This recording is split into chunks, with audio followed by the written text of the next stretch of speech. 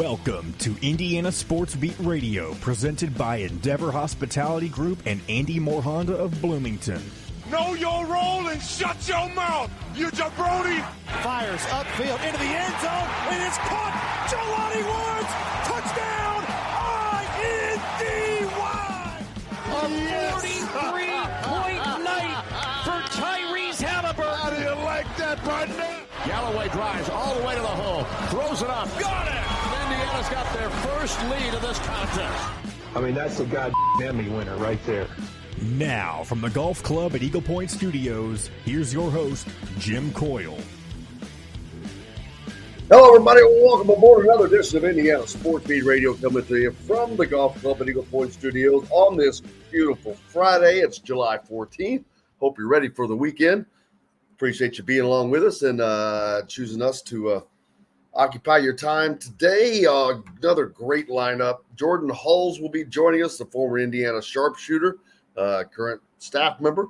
Bob Kravitz, Zach Osterman, of course, and Clayton Trutor, author of several books, including Loserville, which we will talk about that, and another book about several coaches, basketball coaches up in the Northeast, but a great book as well. But plenty of stuff to talk about.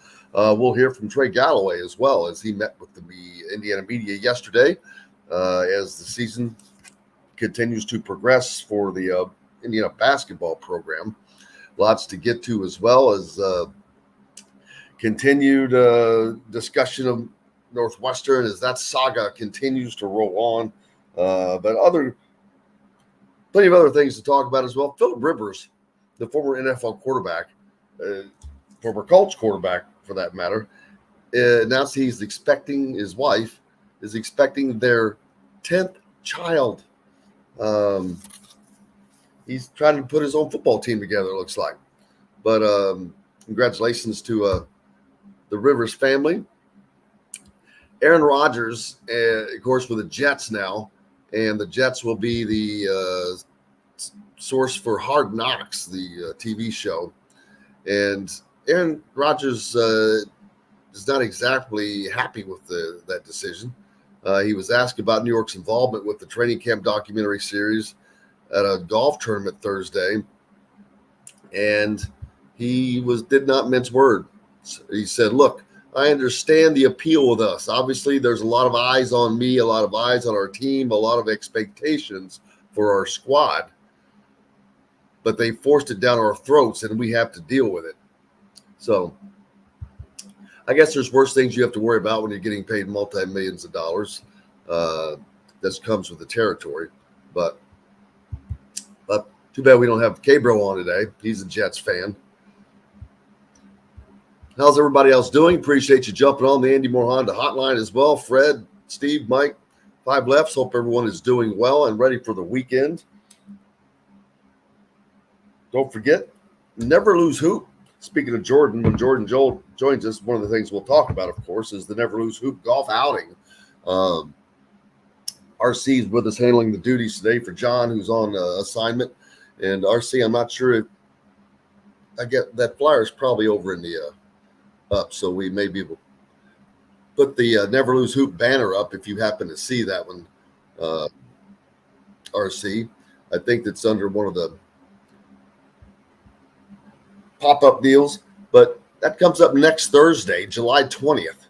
And you just have to go to events.golfstatus.com. Just put in Never Lose Hoop, HOOP, and it'll pop right up. Everything you need will be right there, whether it is information, more importantly, registration. You can sign up your team, or sponsorship opportunities as well. Not one, not two, but 3 opportunities to win big-time cash. 2 $5,000 hole-in-one contests and one for $10,000. All these are on par 3, so these are all going to be makeable. Of course, it takes luck. I've never had a hole-in-one, but there was a hole-in-one on one of these holes within the last month. I know someone who accomplished that. So he got $100 for his efforts. Had he done that in the Never Lose Hoop golf outing, it would have been worth $5,000 or $10,000. So, Fred, we appreciate you for the donation. Donated to Never Lose Hoop. Fred donated earlier this week, and you can do the same on that site as well.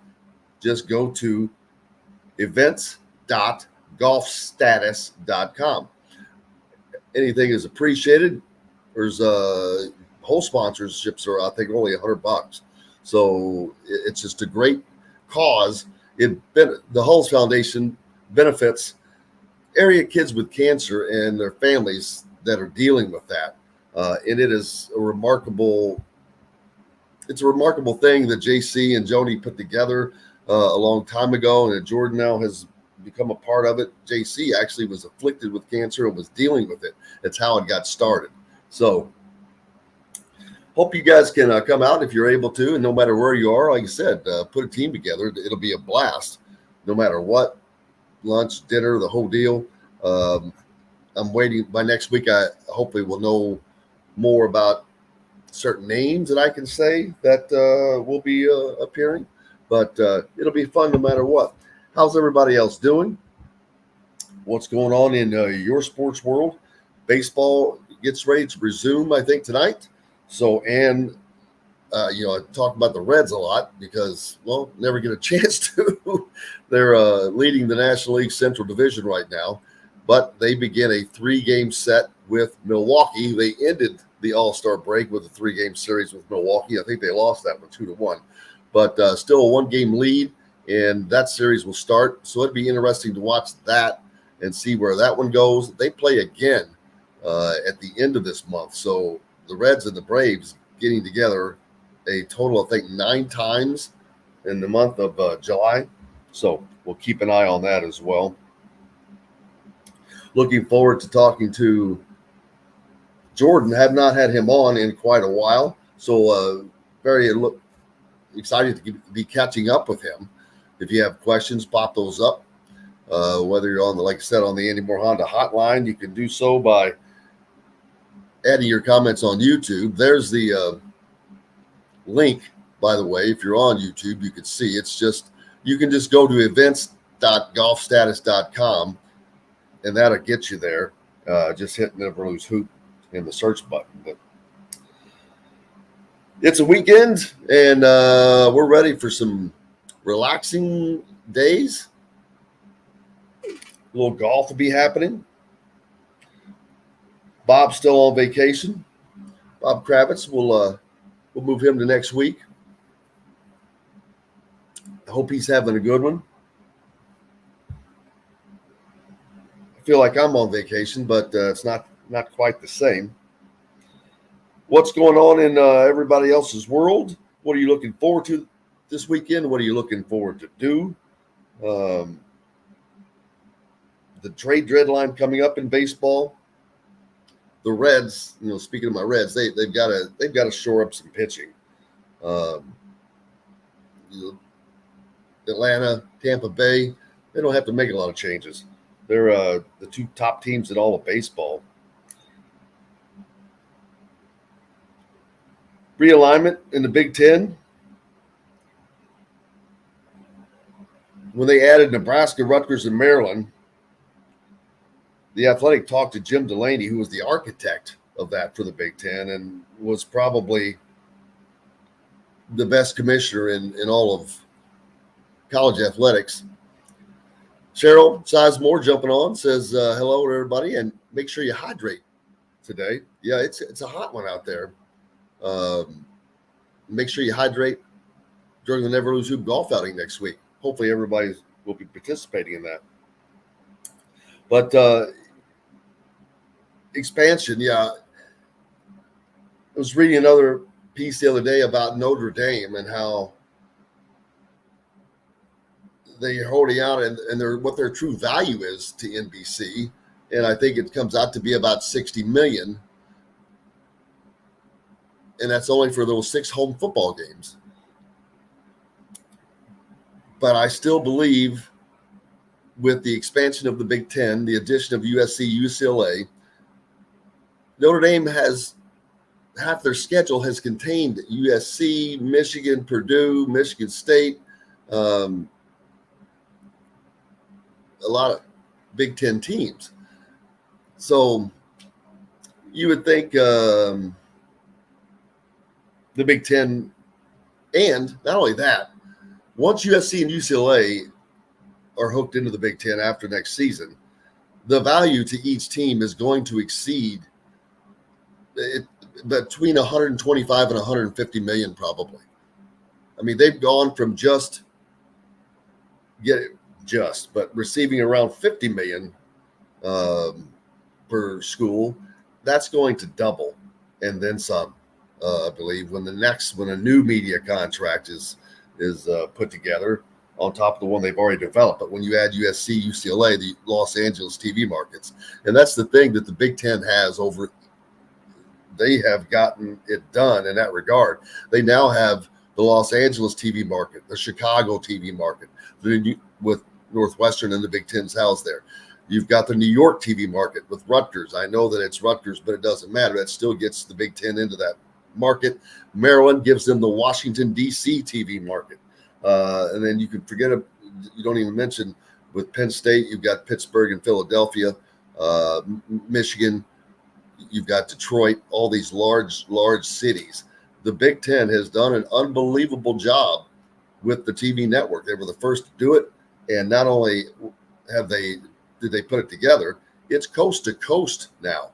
And it's not just like the SEC.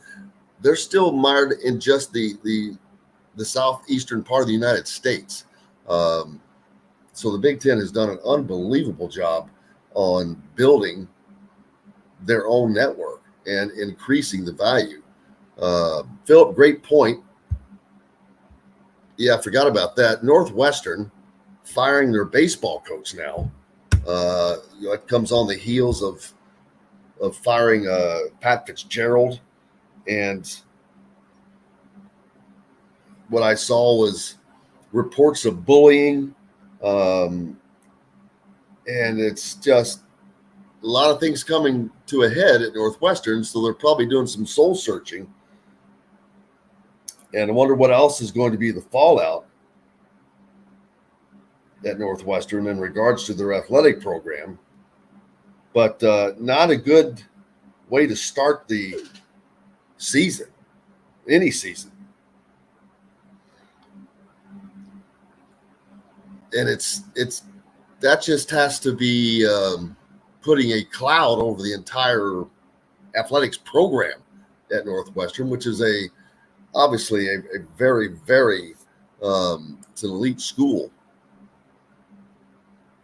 You got to be really smart to get in there, but things are not going as to plan for the school, it appears, and so they're making some changes.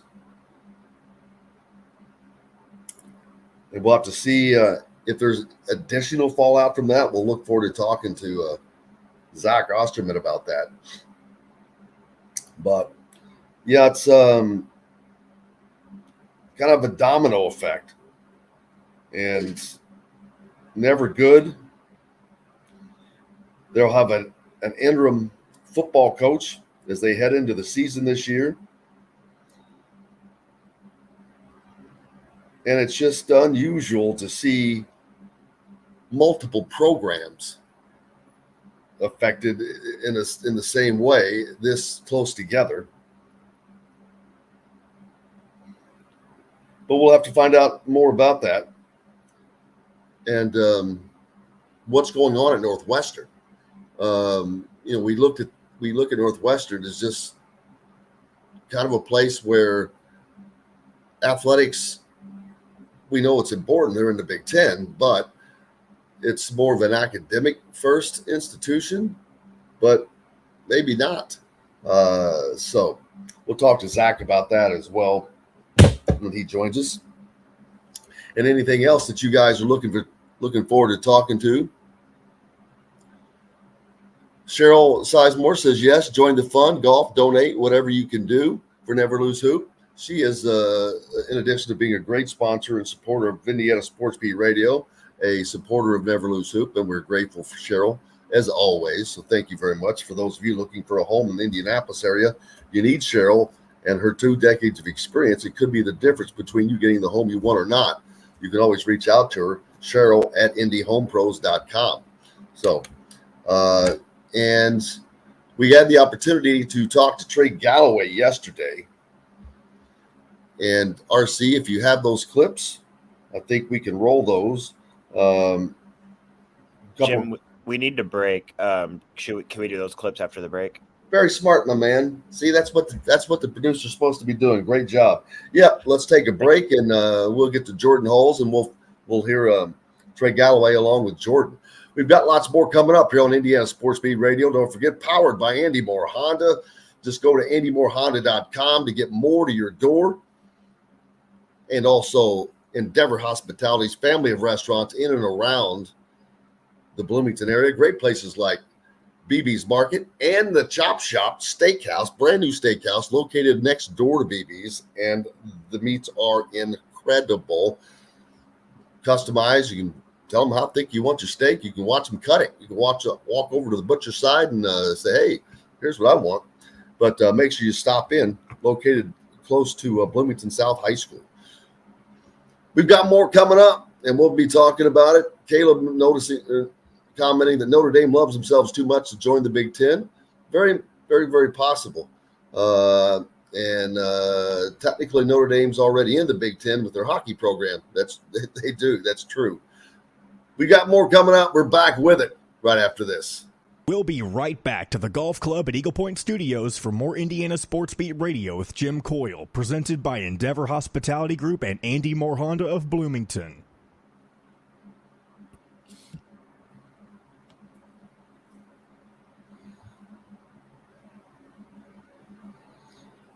Jordan was about to pull in the office at 8:47, so he'll be a few minutes and he'll be jumping on.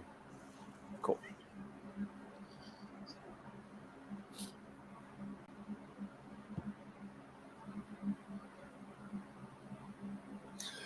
Yeah, we'll do those 2 clips.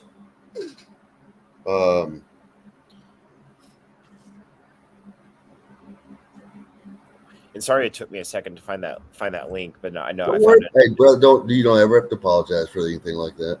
Cool.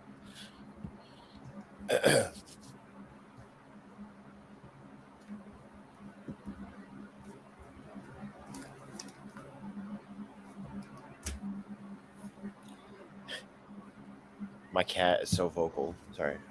You're what? I didn't know if you could hear my cat meowing in the background. I said he's being too vocal. Oh man, where did he send that? What, the Trey Galloway? I have them. They're under video clips. He sent me what they were. Now I can't find that message. Oh, he texted there me. It is. Yeah. Okay, got it. Yeah, they're the last two clips on there. Are they just back to back? Yeah. I mean, they're 2 separate clips, but they're right next to each other. But you can just play it nonstop. Then we'll just play it right on through.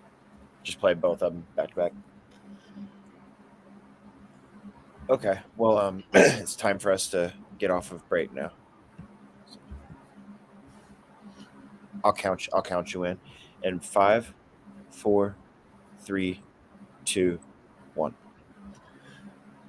Welcome back, Indiana Sports Beat Radio here on this Friday. I hope you're having a great one, a good start for your weekend. If not, we're going to help you get headed in that right direction, and no better way to do that than with our friend Jordan Hulls. How are you, my friend? I think he's frozen. We have to get him back out and back in and get him restarted there. Hey, Jordan, how you doing, buddy? Can you hear me? Well, there you go. All right, perfect. Perfect. How you doing, my brother? I'm all right. How are you? Cannot complain. You're up and at it early in the office, ready to get going, start the day and start the weekend. How's it been? It's been a year now since you retired from professional basketball, and immediately you came back from overseas and go right into a role, which it doesn't matter what kind of a job that is. Man, you didn't have much time to decompress and with the family and all that, and you jumped right into it. Yeah, it's been quite the whirlwind. The year went by really quick, and like you said, I jumped right into it, which I knew was going to happen. And honestly, it's probably better that I did it that way because I knew I was going to miss playing. There's no doubt whether I was 33 or 40 or 50, it wouldn't have mattered. I'd have missed playing regardless. So it was good for me to just jump right in and just keep myself really busy and just trying to dive into what I needed to do in order to perform well at my role. But there was just so much that I had to learn that, I needed every minute that I could get once I did get back home to start the job. So for me to be able to do that, and the coaching staff and everybody who's been here helping me with that transition, not just in the office, but outside with my family, because the hours are a lot different than when you're a player. You can only practice for so long, and I had a lot more time with my kids and stuff like that. But that was also something that we knew like is part of this job, and we're very happy with our decision, obviously. And but it takes a village, whether it's my parents or Coach Woody and the rest of the staff. They're all family oriented as well. So it's been great to come back and be part of Indiana basketball, which is all I've ever known my whole life. And just to, for my kids to be part of that too has been really special for this whole year. And it was a lot of it was a lot of learning though this year, as far as all the stuff that goes on behind the scenes and those kind of things that you don't really think about as a player. What are some of the things that you had to learn to do that you either may have been aware of but never had to do because of not being a coach or not being in the position of what you are in now? What are some of the things that you had to learn? A lot of it was like the office stuff, the things that come with my job title, and whether that's paperwork for compliance when a recruit comes to campus, or for games or tickets, or or whatever it is. Those are just like little things that whether it's me or I'm working with somebody else within the office that has to get that stuff done in order for things to happen and go smoothly. Those are all just things that I've never had to think about. So why would I know how an official visit works when someone gets to campus? So having Brian Walsh here has been a huge help because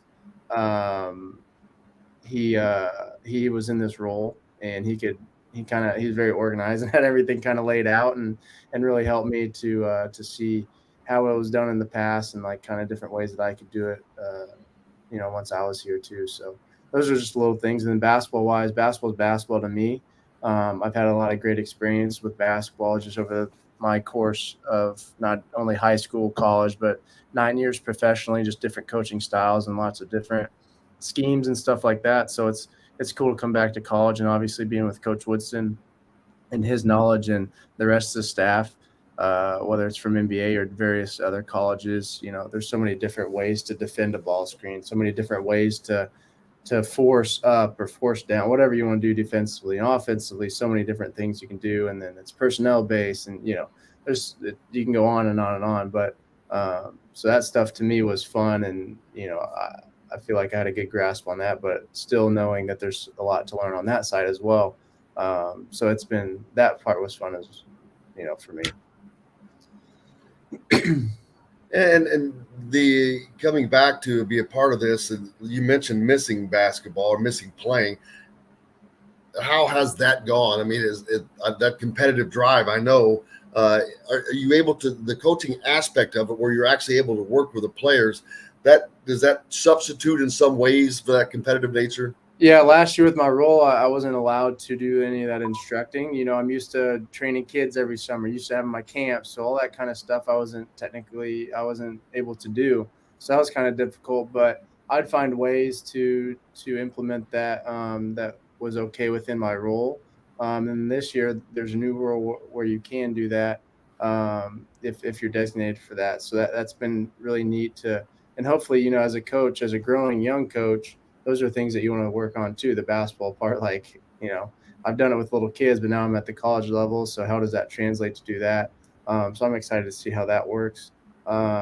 but missing playing. So I made myself get out of shape. So I didn't have any urge to want to go play. So I, like I said, I dove right in. I didn't do anything really basketball related for myself. I'd go in and shoot and stuff. I'd play with the managers every once in a while, that kind of thing, just to play recreationally. But to find that competitive edge that I've had my whole life, I try to take that to the job as far as, how can I, just be locked into my specific task that I'm trying to do, be the best of my job that I can be. So that's kind of how I rerouted that. But I don't think anything in the world will ever do that for me what basketball did at a professional level. I don't miss training camps. I don't miss, 2-hour practices morning and afternoon. I don't miss that stuff or treatment, but I miss competing. I miss the games. I do miss practice, just like competing with my teammates and getting better and coaching from the point guard spot and those kind of things. But I think that's also what's going to help me translate to this next phase of my life. And it's not always that when you come back to a job, you have fans waiting for you. You're fortunate to have that. Rusty Jones says hello. You had Steven commenting on here that he coached against you and your dad back in the day. And so just all that's being from Bloomington. Not only that, you're continuing a legacy with your grandfather having been on staff at IU prior with Bob Knight, which is awesome. But that's that legacy. And now this staff, you think Calbert Chaney, Mike Woodson, Randy Whitman as a consultant, and yourself. I don't know of any schools that really have that level of depth from former legends, if you want to call it, of the programs. I mean, that's big time to have those guys involved with the program. I mean, whatever school you're talking about, but especially in Indiana, when you've got the all-time leading scorer in the Big Ten, you've got Mike Woodson, who spent decades in the NBA, and yourself, who played a decade professionally. That's a staff that most schools don't have the luxury of having. Right, and it's really cool how we're able to mesh like different eras of Indiana basketball, and coach, he's able to mesh the old with the new and the NBA and like this whole structure and how we're able to relay that to our own players, recruits, those kind of things. It's really neat. And obviously growing up here, it's awesome. And playing here and having Calbert on staff when I was a player, and now seeing him back and being able to work with him on this side of things, it's really neat. And he was such a huge asset to us with our success when I was playing. So it's really neat to have that, like you said, the Indiana connection. And I think it's really special for me. And you mentioned me coming back home to work. Like, this is the only thing that I would have gave up playing basketball. I said that to everyone, this is the only situation that I would have given up playing for, is to come back home and be part of this. So I'm very thankful for that opportunity. And, to Coach Woodson and the rest of the staff for allowing me to do that. Since you were in Bloomington, you grew up in Bloomington, your grandfather was on staff early on. What's your earliest memory? When did you first start following, or that consciously remember following Indiana basketball? Earliest memories, the two that just instantly come to my mind are bringing the canned goods to come to Midnight Madness. So, like, I had a bunch of friends who had birthdays around that. So, we get to go watch basketball at midnight. Like, that's the coolest thing in the world. And then watching my grandpa had a big screen. He had an IU room down in his basement, and then he had a big screen in his basement. And I remember just going over there for every IU game to watch the games there with him and the rest of my family, whoever could join. Those are probably my earliest memories. I didn't really go to camps or anything like that. JC probably just like, nah, I'm not gonna pay. Who knows?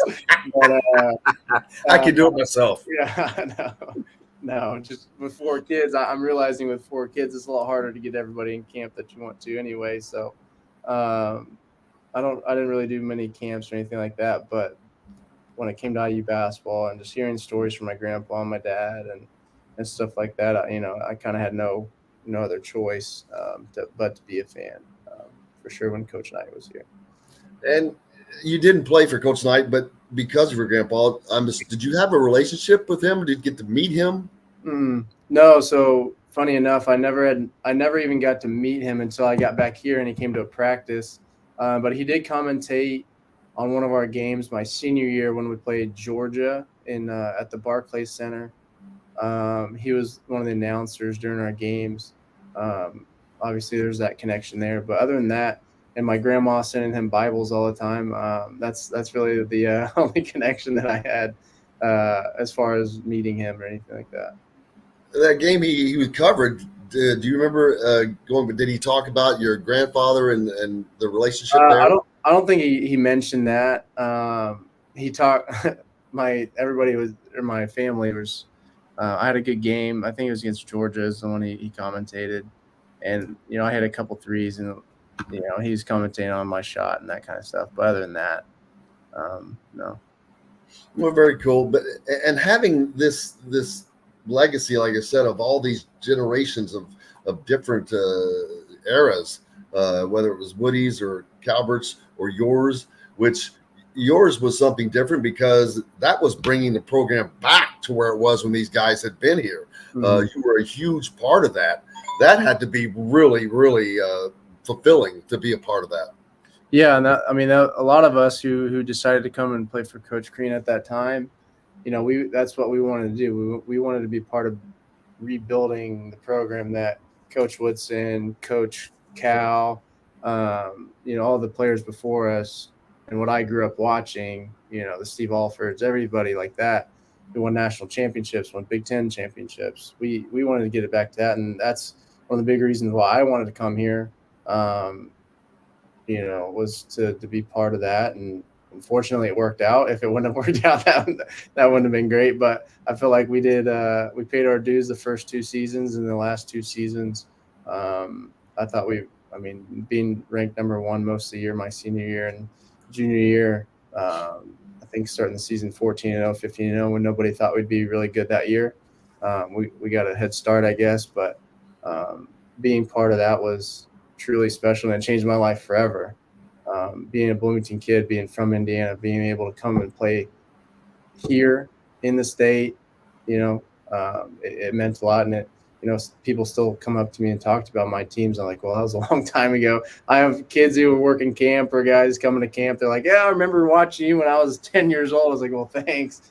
But that's really cool. That's what it was about. It's hard to, when you're 18 years old, you can't think about that stuff. It's hard for you to understand or comprehend that. But being older now and having been through it, and it's still happening, and people, really appreciating our teams and what we were able to do, it's really cool. And Coach Tom Crean is always gracious with us. He comes on frequently, and we're grateful for him. But he is always grateful or gracious with his time, and he's always so complimentary. And he knows what's going on in Indiana. The first thing he did the last time he was on a month or so ago was to compliment Terry Morin. He pays attention to what's going on in Indiana. He still cares very much. He spent nearly a decade of his life there, and obviously was a part of getting the basketball program back on its feet again.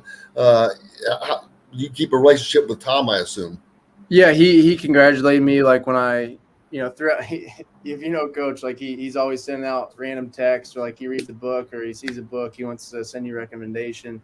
He's always been really great about that. And he, when I took the job and when I retired, he made me a nice little video that they made for me in Germany. And when I got here, he sent me a book recommendation. So he's really good at keeping in touch. He's all over the place with that. He tries to keep in touch with everybody. And like you said, he's very detailed. He's in the know. He knows a little bit of everything. So that doesn't surprise me at all. And so I talk to him every once in a while.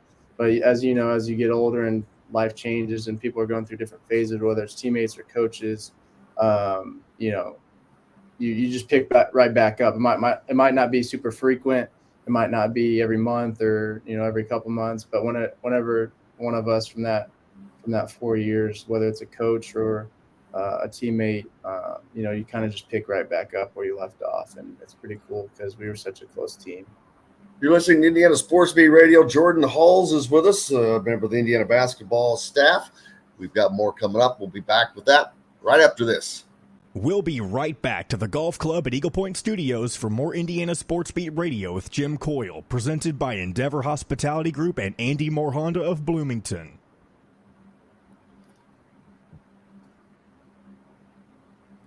All right, when we come back, we'll talk about Never Lose Hoop. What else is going on with you? Or what? I want to make sure that I don't ask anything that recruiting-wise, what can not – yeah, I try to stay. Well, there's not really much to talk about in that regard right now, anyway.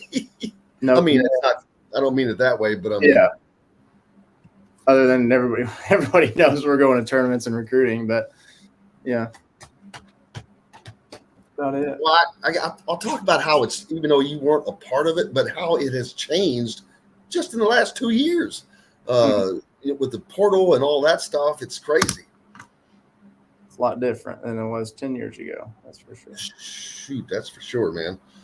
Dude, how much money do you think you would have made during the NIL era? Bloomington kid, oh my God, you would have owned Bloomington. I would not have played in Kosovo. I can tell you that. But it's all good.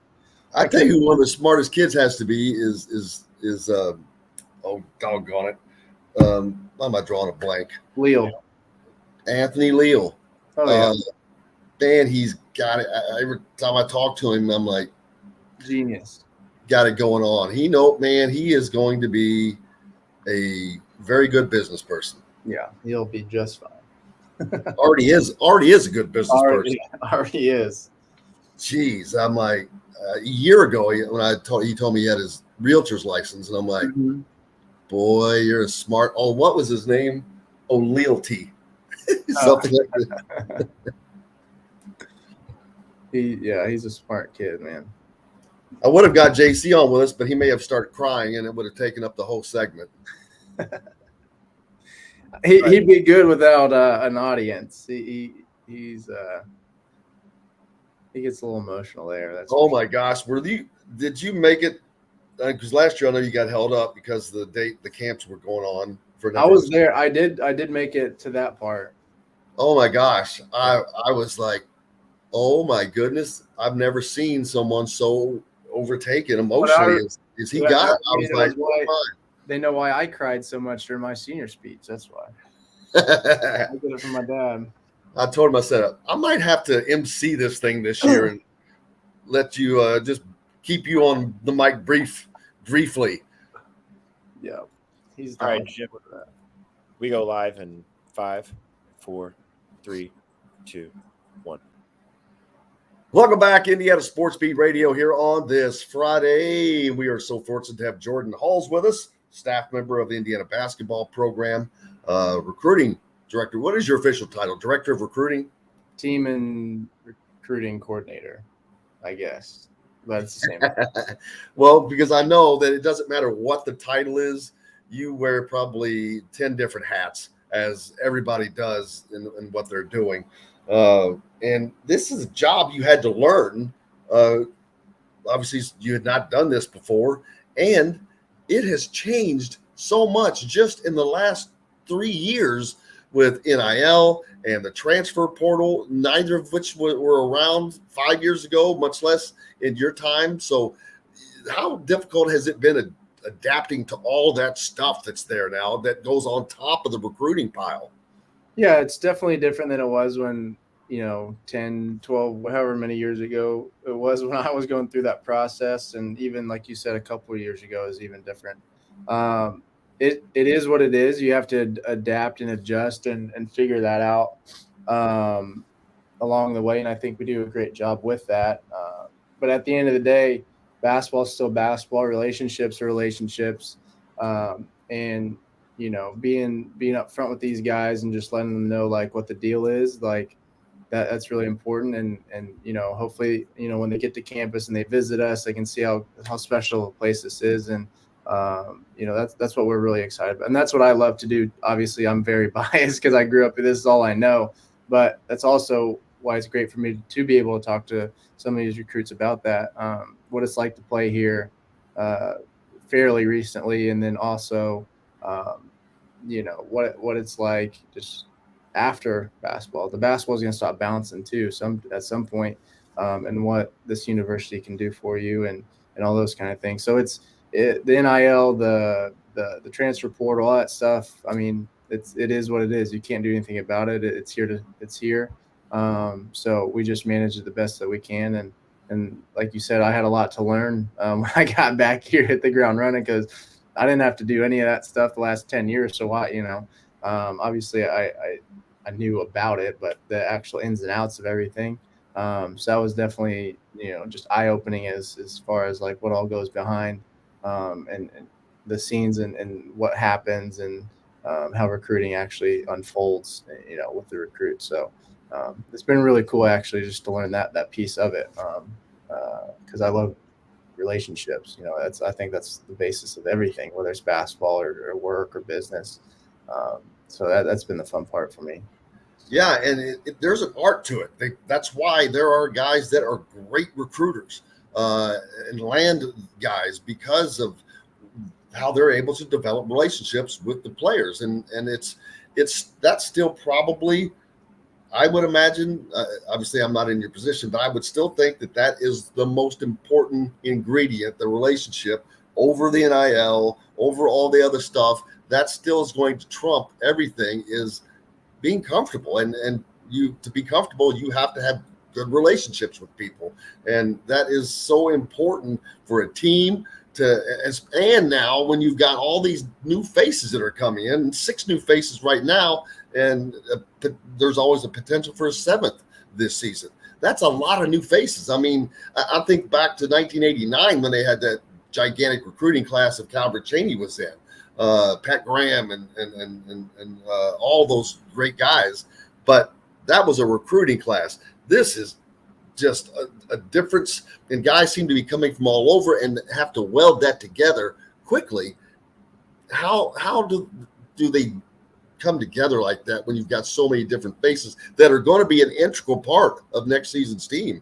Yeah, well, teams all around the country, they're having to do the same thing. It's not just us. It's there's teams who have more transfers, less transfers, more high school, whatever it is. We're here to figure that out. So you want certain coaches have certain guys that they want to get. Perfect.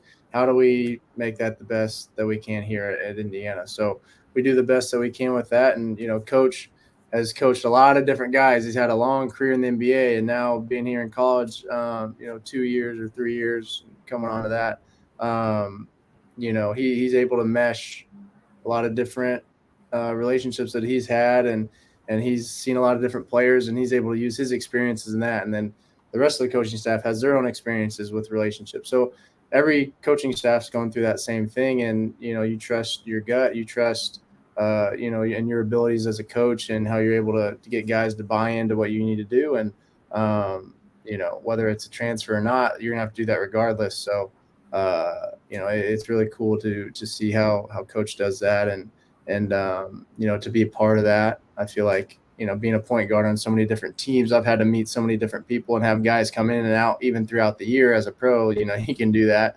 How do you bring that guy on? How do you get him to feel comfortable? How do you do that? So for me personally, I think it's great to where I can just find how different guys tick and how, what gets them going and how can I make sure that they're understanding what coach is relaying, those kind of things. I'm trying to just take note of and do the best I can to help with that. RC, if you have those clips, yesterday we had the opportunity to talk to Trey Galloway, who is not a new face. He is one of the few that has been here, has grown from a freshman up to his time right now, and has been and remains a very, very important part of what Indiana basketball is doing on the floor. RC, if you have those, you can go ahead and roll them. I mean, I spent a lot of time just working on my shot and really critiquing it. And it wasn't like a big jump or change or anything. But I really just tried to focus on just going back to my mechanics and doing the little things that helped me be able to make shots in games. And that was game reps and doing everything 100% when I was shooting and working on it. So I was just spending a lot of time just getting a lot of reps, and then obviously the help of the coaches. Some of the guys really helped me develop that and get back to where I used to be. Yeah, I mean, I don't really expect much change. I mean, obviously, we do lose a lot of scoring. We know that. So I definitely can step it up there. But I think just doing the same things, doing all the little things that I've been known for doing, I think I can keep doing those. And then obviously on the defensive end, I want to guard the best players on their team. So I want that assignment every night. So I think just keeping that and being willing to guard whoever it is every night, that's one thing I like to do. I take pride in that. So I think defensively it's not going to really change. But offensively, like I said, just whatever they need me to do, I'm willing to do. I think just expanding my game more on the offensive end is going to be a big thing for this year. That's got to be a great thing for any coach to hear, a guy that working on his shot, but I want to guard the toughest guy. I mean, you don't hear that a lot. Now, everybody doesn't say that because that's a challenge, because that takes 75% of your energy, but yet you still have to put 50% of your energy on the offensive side. Yeah, and Galloway, obviously, he's one of a kind. He's a hard worker. He competes. He's been unbelievable. He mentioned game reps, and that's a lot of things that guys go to the gym, they shoot for 2 or 3 hours. They think I got really good work in. Well, if you're actually doing game reps, there's no way that you can shoot for 3 hours straight. Like, that's impossible. If you're game reps shots that you're gonna get in the game, that's what that means, and also going at game speed. And those are some of the adjustments that he was talking about, I think, and that's how you get it to translate from practice to a game. Is as simple as that sounds. Not everybody does that, and then it's a whole nother thing to dive into different guys' mechanics and stuff like that. But we love how he works. I love how he competes, and I'm really excited for him this year because he can do a lot of different things that. And like you said, he wants to guard the best guy, which is all right. You say you better want to do it, and he's been that guy for us. He does a great job. What was your relationship with Woody like before this opportunity came along? Honestly, I hadn't. I had met him I met him in my off season because I came in. So after, I guess that was his first year. I came in to work out. And I met him for the first time then. But before that, I had only heard great things about him, whether it's Cody or Vic or whoever. And then once his name, got brought up for the job and stuff like that, everybody was super excited, rightfully so. And then that was really my first time meeting him in person. I was shooting there with my son. He got to meet Coach. And then, I did my season abroad. And then, once I got the information about this job and seeing if it'd be something I was interested in, and obviously I did, like we've talked about, I did my research and talked to everybody, and it was a great opportunity, and I'm super thankful for Coach for allowing me to come back home. Well, and I know that they love having you because, like I said, not many programs have what Indiana has right now. And how rewarding has it been for you to, now that you can work with these guys on aspects, how rewarding is that? Well, that's what it's about. Like I mentioned earlier, as a coach or as a growing coach, or in my instance, somebody who's been doing training, individual training for a long time, is something I really enjoy. I enjoy teaching the game. I enjoy helping guys get better. I take pride in like the little details, whether it's shooting and ball handling, which are probably my main focuses when it comes to skill work, but taking pride in helping guys like not get bored with the basics. That's kind of like how I became the player that I was, and I'm not physically gifted by any means, and so if I can do it, then I feel like I can get these guys to do the same thing. So that's really rewarding, and that's something that I'm looking forward to as I'm able to continue to start doing that. Something else we're all looking forward to, the Never Lose Hoop golf outing returned after a COVID hiatus, and last year it was an absolute blast out at the golf club at Eagle Point, and it returns again coming up about a week from now, next Thursday, July 20th, out there. You can go to events.golfstatus.com and just put in Never Lose Hoop in the search bar. That'll bring it up, or the link that the RC has up on the screen right now. But how has that been to be involved with that? I know when you were overseas, it was very difficult, but now that you're back, the foundation that your parents started, especially for your dad, who actually endured this, who went through this, and it with what the people that reached out during his time really affected him in a way that he has manifested into this incredible foundation and what it does, helping area kids that have cancer and their families. That has to also be rewarding in just a completely different way and on a completely different level. Yeah, I mean, basketball is basketball, but there's so much more to life than basketball. And when my dad was diagnosed, for those who don't know, that's why we created Never Lose Hoop, is because I was in college at the time, and we saw how much it affected me, my sisters, my brother, and then the rest of our family. And just like, wow, my dad has a curable cancer. He's been great health-wise and that, but there's so many other instances where cancer is just very difficult financially for a lot of people, just in so many different ways, as we all know. So we try to figure out a way where we could help kids that were affected by cancer, and this is where this came about. And for me, the last 9 years I've been away, I've been able to come back in the summertime and try and help as much as I can.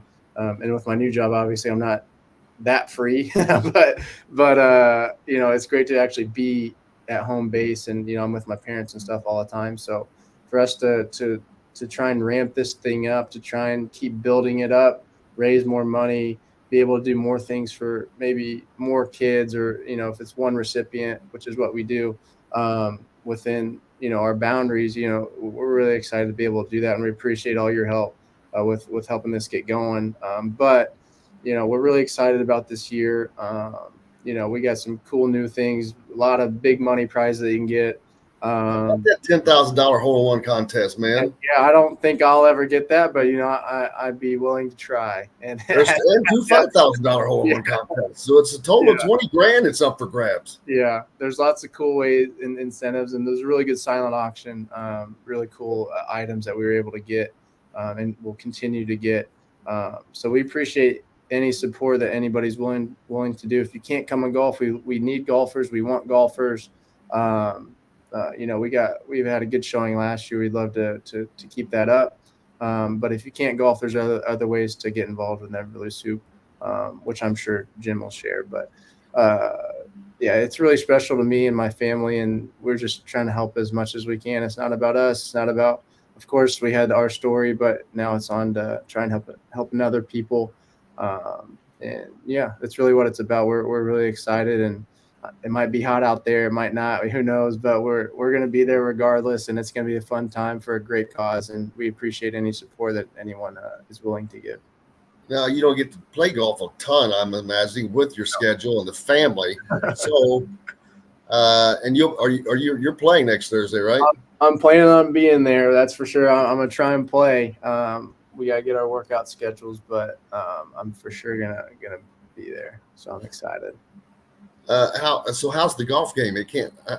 I'm sure all these other great guys, Derek Elson, all those guys can just crush the stupid ball. And I don't want to play around those guys. They're too good. I mean, if I was able to practice, I think I'd be pretty good, but I'm not able to practice. So therefore I'm not very good. I enjoy golf. I really do. I picked it up as a kid, and with one of my grandfathers, and I love to play. I just, especially with 4 kids now, I don't know. Hey, honey, I'm going to go play around 18. Good luck with the kids. I don't think that's.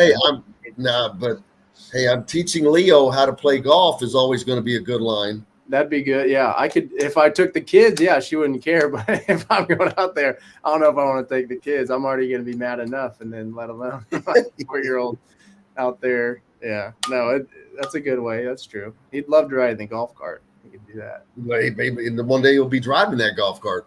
Yeah, that's a scary sight. That'd be scary. Yeah. Any former teammates have you talked to that might be coming up playing that you know of? I'm trying to. Again, it's with scheduling and those kind of things. I know Cody, he's a little tied up, unfortunately. And he's played out at Eagle Point before. Oh yeah. when it works and he's able to be in town, he always makes it happen. I'm really excited about him being able to get in a new spot, new guaranteed deal. So he's pumped. But yeah, we're looking for a good turnout, and I think there'll be a lot of good guys to come and hang out with and have a good time. And food, you get everything. Is all set up there for everybody, and the silent auction, of course. Again, really cool items, IU memorabilia, not just that, but really cool IU stuff that we'll have going there, but way more to offer. Well, we can't wait, brother. I appreciate you taking the time to be with us today, and I look forward to seeing you probably next Thursday. Can't wait. I appreciate all you do, man. We really, really appreciate it. Well, we appreciate you, and I'm just grateful to be a part of it. You guys it's very, very special, and it's I feel fortunate to be a part of it. But Jordan Hulls, have a good one, buddy, and having a great weekend, and tell the family we said hello. Will do. Appreciate you guys. Jordan Hulls joining us here on Indiana Sports Beat Radio. We're very fortunate to have him. We've got lots more coming up, and we'll be back with it right after this. We'll be right back to the Golf Club at Eagle Point Studios for more Indiana Sports Beat Radio with Jim Coyle, presented by Endeavor Hospitality Group and Andy Moore Honda of Bloomington. Good to see you again, Jordan. You too, man. Appreciate you. Thank you, brother. I appreciate you. I will see you soon. Yes, sir. And I did end up signing those. I took my dad sent you all those stuff from last year. Pictures. Okay. Very good. Cool. Yeah. Well, thank you, brother. I appreciate you. All good. Have a great rest of the day. You too, Jordan. Thanks, brother. Yep.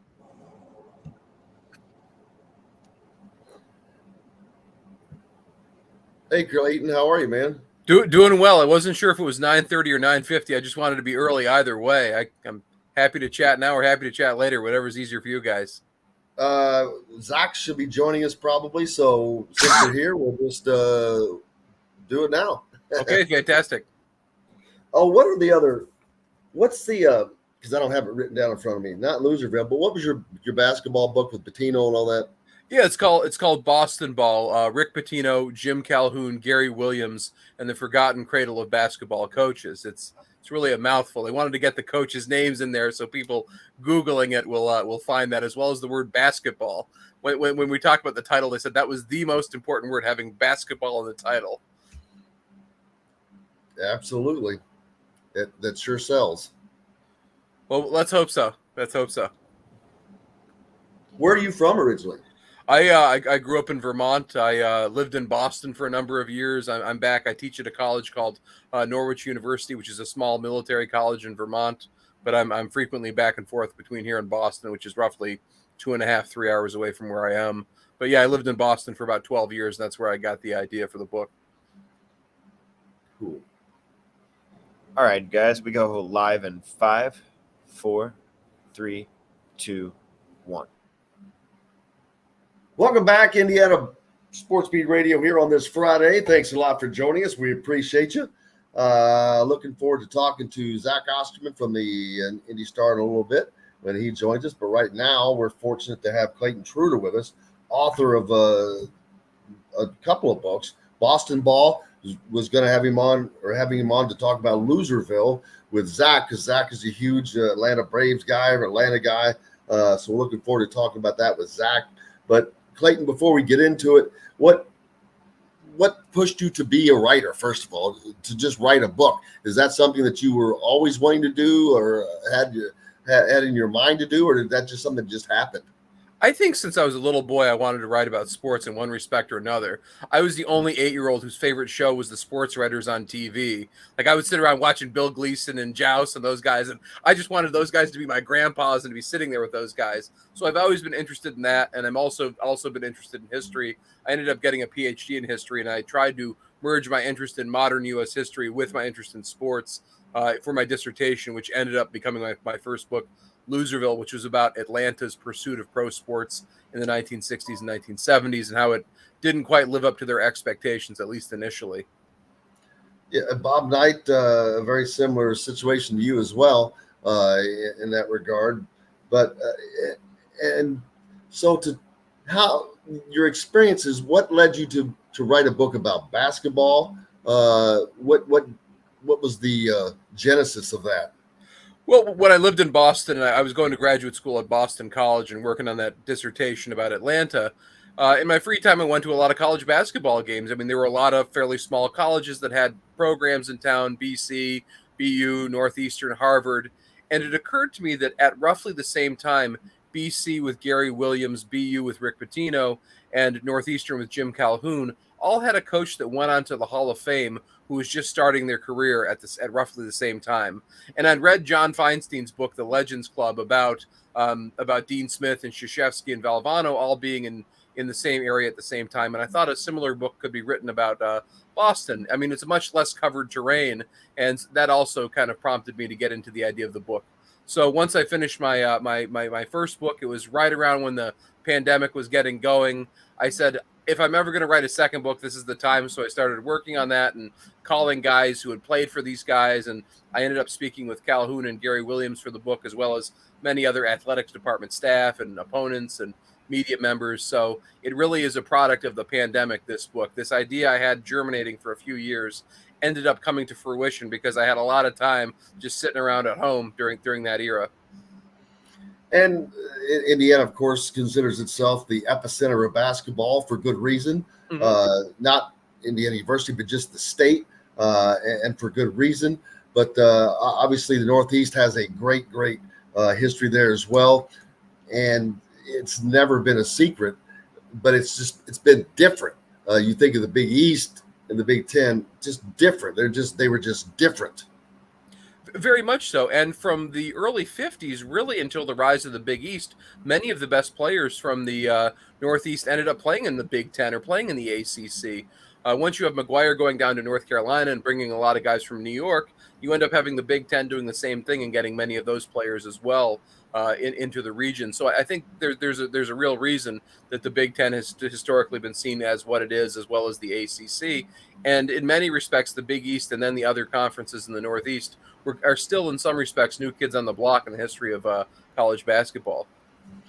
Zach Osterman joining us now as well. Zach, sorry, did I come in here early? I apologize. No, I brought you in. Perfect, because we're talking about his book Boston Ball, which is not what we were going to talk about completely because of your relationship with Atlanta on Loserville, but just very cool that the story of that up there with those coaches and the foundation that is set up there. And Rick Pitino was, I still say he's one of the greatest college coaches of all time, and he's still going. I think he has the same energy today that he did 30 years ago. It seems that way to me, certainly. I mean, the guys who played for him at BU, I mean, talk about just what a maniac he was when he was 25 years old and coaching and playing full court scrimmages every day with those guys. I mean, he had played ball at UMass in college, immediately got into coaching, and it seems like he brought the energy of being a college point guard to being a coach all these years, certainly. And my impression of him today is that he still maintains that sensibility. The guys who played from at BU would still run through a brick wall for him. It's remarkable talking to all these guys.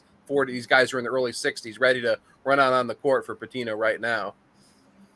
And in your book, Loserville, of course, about you mentioned the pursuit of Atlanta's pursuit of professional sports early on. Zach is an Atlanta native, a huge fan of the Braves as well, but he knew about your book. Had you already read that book, Zach? Yeah, I don't know how we got onto it last week, but you did a podcast around the time it came out, maybe just before it came out, with actually one of my old high school teachers and one of my old high school friends talking about it. And so I got a hold of a copy of the book, and I got about 10 pages in and ordered my dad a copy of the book because my dad grew up through all that. He was 9 years old in '66 when the Braves came in. I recommend it to people all the time. It's a fascinating look at, obviously, if you're from Atlanta, it's interesting, because that city exploded in the 60s and 70s from being kind of just a regional, sort of, as I'm sure a regional sort of southern town. Yeah, like it wasn't really anything more meaningful than like Birmingham or, it was bigger than like Chattanooga, but it wasn't this sort of like southern capital that it is now until the 60s. But it's fascinating to just kind of walk through basically, I think you kind of lay out in the book, like the first time a city sort of saw being aggressive about professional sports as a pillar of civic growth. And that's something that has obviously become so, not just in professional sports, but to some extent anyway, in college sports has become so relevant to kind of our modern discourse around the relationship between, franchises and municipalities and, owners wanting to be promised things to keep their franchises in certain places and how sports becomes intertwined with local business and local tax and all those sorts of things. But it's just kind of a fascinating look at, essentially almost the first city that really tried it, or at least tried it successfully, not necessarily on the field for a very long time, but certainly in using sports as a way to elevate a city's sort of national and international profile. Well, thank you. I can't tell you how flattering it is. Anybody, not only who buys your book, but actually takes their free time to read the book is such a flattering thing. A couple of thoughts on that. In many ways, what Atlanta did in the '60s was use the model it had been using since the 1920s, simply to hype itself into being a major city. They told people that they were important enough that they actually became important. We're still doing that, by the way. We're still. Believe me, we do that all the time. I live in Bloomington, and that's pretty much all I ever talk about is how great Atlanta is. So. Well, and then everybody ends up doing that. I've written a couple of pieces for Evansville Living, and having the D2 basketball tournament there is such a source of civic pride. There was so much effort cultivated into getting that back that even a smaller city like Evansville is in many ways playing the same game that Atlanta was playing back in the 1960s. And it's funny, I forgive me, I have read, I think, about 90% of the book, but I got 2 kids. And so it sits like on my nightstand, and on the nights when I don't basically just fall into bed and pass out, I push my way through it. But it has been fascinating to read all of that and obviously think about, of course, the namesake of the book is Louis Grizzard's nickname for the city. Mm-hmm. And, like my parents were both born in Georgia. My dad grew up in Atlanta. My mom kind of moved around, and then they settled in Atlanta after college when they got married. And, they would go to Braves games. They had season tickets to Falcons games. And they have all sorts of stories about just how, and my dad was a sports writer for a while too, how hopeless, Atlanta sports were for so long. And it's interesting to juxtapose that and Atlanta sports difficulties finding that foothold. And even when I was a kid, the Braves would get big crowds for a long time, but obviously that sort of waned. And the Falcons were, if they weren't good, they were nearly always blacked out locally when the NFL blackout rule still existed, and that was the 90s. And the Hawks have frankly never gained, the same sort of traction in the city that the Falcons and the Braves have. But it's interesting in some ways now to watch almost kind of some of it happen in reverse with Atlanta United, which basically fought almost none of these battles. And it wasn't, it almost, I know there's a chapter in the book that always sticks with me about, basically the just sort of de facto north-south segregation of the city, which unfortunately still exists, and how those demographics and dynamics played heavily into, how and where and why these teams were sort of pushing themselves, what populations of the city. And Atlanta United almost seemed to kind of turn that inside out. It became very much the city's team almost right away. And I mean, I they get the crowds they get, but even more than that, it feels like it's a team that the city itself embraces in a way that, it's always kind of been like the Braves were North Atlanta's team and the Falcons were South Atlanta's team. And that's not fair as a just sort of a general assumption, but it is some of that stuff, is borne out by some of, frankly, the business decisions these franchises have made. And then there's this other one that almost kind of speaks to a more modern Atlanta in the success that it's had in the way that it's engaged its fans, downtown, embracing a lot of the sort of multicultural elements of the city from day one. And obviously, turning out crowds that I don't think people ever expected they'd see regularly for, soccer in the United States. That's such an astute point about Atlanta United. In many ways, it's a product of groundwork that started to be put in place in the 1960s. When Atlanta had pro soccer for the first time with the Chiefs, which were owned by the Braves, a big youth soccer movement got put in place both in the city as well as in the suburbs. And for decades, that built up and built up and built up. And you had literally hundreds of thousands of people playing soccer in Atlanta. It proved that it could be a great spectator sport in the city as well. The team's success certainly helped with that too. But there was certainly a culture of soccer that had been built up, even if it wasn't known in the rest of the country. Atlanta was a great soccer community from the 1960s onward, and it has certainly shown with the success of United. Jim, I don't want to railroad you here. I could talk about Atlanta for, hours. No, hey, it's fascinating, and that's why I had Clayton on and wanted to have him on with you, because I know of your passion and your knowledge there.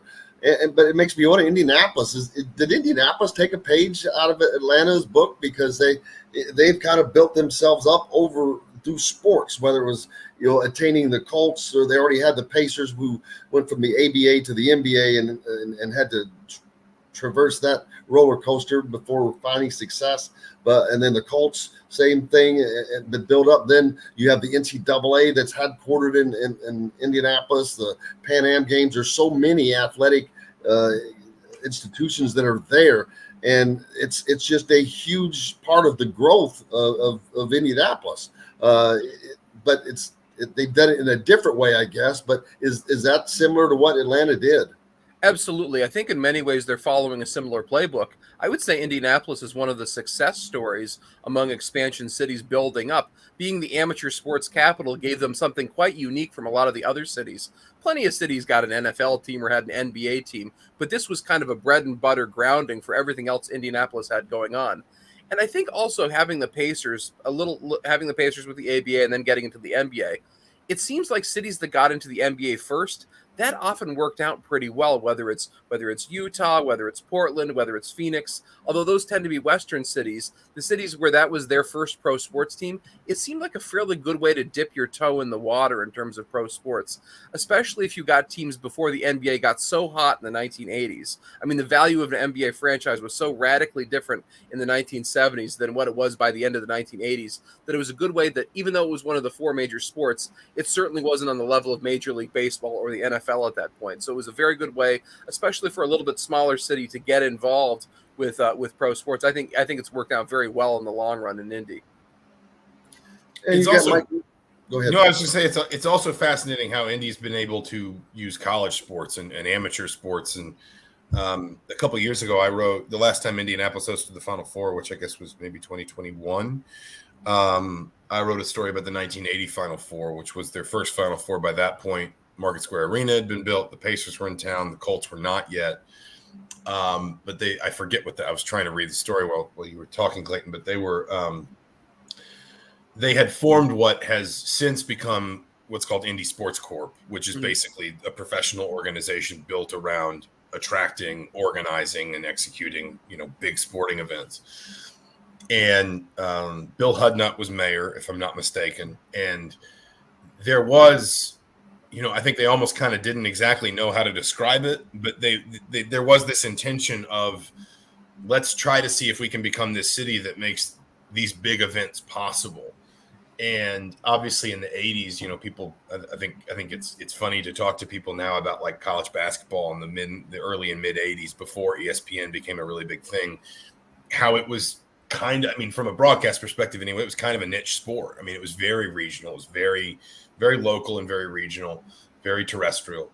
And Indy got the 1980 Final Four, and, basically they tried to blow it out. And it was funny, like all the things they did wrong. They printed out maps of downtown Indy to hand to fans, and they forgot to put the arena on the maps. And we went out and they planted the city market where Market Square Arena was. They planted like a whole bunch of flowers, like gorgeous colored flowers. And then they got like a late thaw. And I think they had to they died or a late freeze, excuse me. And they either died or they had to run out and dig them up and take them inside one night and then go out and plant them again the next day. But it wound up it was kind of serendipitous for Indy, because Purdue Louisville, and Iowa were all in the Final Four. And so they got, a huge crowd of people. They got good travel, even if not necessarily a ton of hotels. But it kind of, it allowed, it was sort of one of the first steps to springboarding off of being a city that could obviously host the 500. And so it had the infrastructure to take in a lot of people at once. But even going back to that 80 Final Four, 20 years before Indy would bring the NCAA to town, and long before it would kind of develop this reputation that it obviously has now for just being this really easy to use sort of big event city. Walking through, kind of history with the people who were around then, of we knew what we were trying to do. We really didn't know how to describe it or explain it. We didn't know, we couldn't have put a real label on it other than just to say that we got this big event and we wanted to prove that we could be good at these sorts of things so we could do them again. And then, obviously, what is it, 40 some odd years later, Indy is in the regular rotation for Final Fours, and it's hosted a Super Bowl, and you both mentioned events like swimming trials, Pan Am Games, all those NBA All-Star Game. What? NBA All-Star Game, I believe. Yeah. So WrestleMania 8, they put 70,000 people in the Hoosier Dome for that. I have a lot of friends who are big wrestling fans who've been to a bunch of WrestleManias. They said it was one of their favorite cities to visit. It was easy to get around. People were nice. They were friendly. They were excited to have people visiting. It wasn't like New Orleans or Los Angeles or something that has these things every 2 days. They didn't take it for granted at all, having such a big event like that. So I think that's one of the things. The people have just been so friendly to visitors every time Indianapolis has had a big event, that it may not have the razzmatazz of these places, but it's the kind of place you want to go for 3 days to enjoy a big event, have a good time.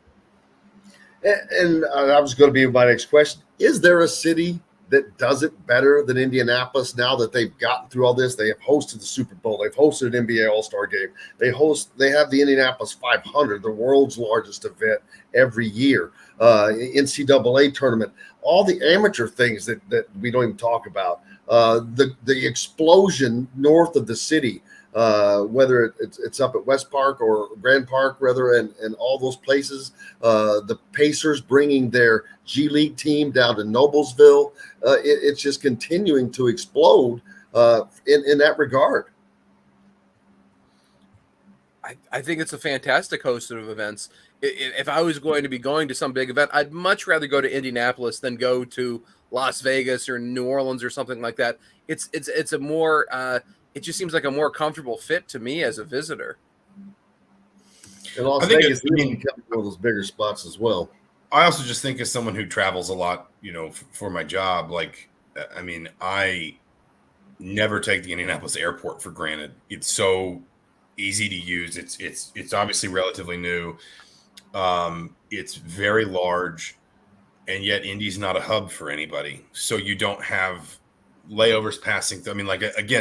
Not to constantly circle back to Atlanta, but I grew up with Hartsfield-Jackson International Airport, and I remember that's a city into itself. Yeah, I remember the first time I flew into Rome, or I shouldn't say the only time I've flown into Rome. The first time I went to Europe, I flew into Rome, and I walked around the airport in Rome, and I thought, this airport's small. I just assumed airports were huge, especially if Atlanta's is big, then surely this one must be bigger.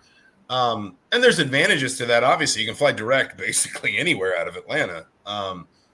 But it's a process going through big airports like that. Newark can be the same way. Obviously, LaGuardia can be the same way. O'Hare can be a nightmare. But Indy is so easy to use and so easy to access. It's not hard to get into Indy.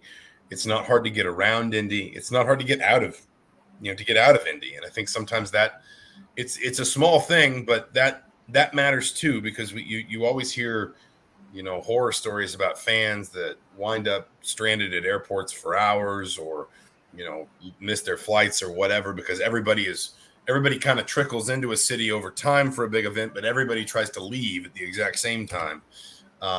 It's a very city. Sorry, that was my watch. It's a very easy city to access, as well as being obviously a city with a very simple and efficient use of its downtown in terms of how you get around, what's there, where to stay, what's walkable, all those different kinds of things. So Clayton Trutor, author of Boston Ball and Loserville. Where can people get either of those? Well, I mean, Loserville's available on Amazon right now. I think it's 45% off the cover price from when it came out back in February 2022. Boston Ball is available for pre-order now. It comes out a little later this year. Today only, there is a 50% off promo code at the University of Nebraska website, which you can access with bit.ly/Boston